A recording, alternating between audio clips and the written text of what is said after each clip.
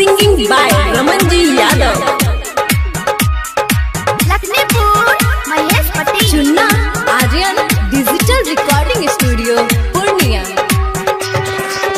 सजादन भाई पंडाल अलगा दो डीजे धमाल।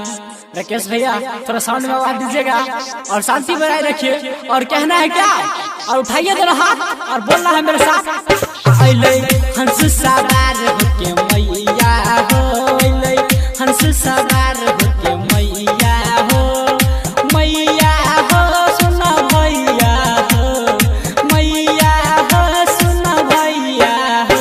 अइले हंस सवार होके मैया हो, अइले हंस सवार होके मैया हो, मैया हो सुना भैया हो। डीजे गुड्डू राज।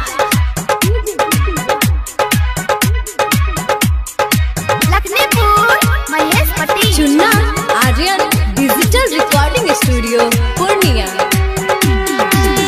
एकर से चल संसार आ मैया है दया के भंडार।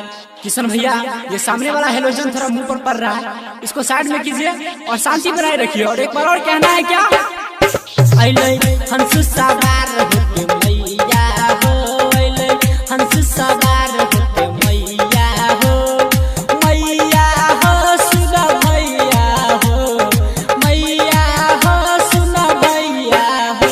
अइले हंस सवार होके मैया हो, अइले हंस सवार होके मैया हो।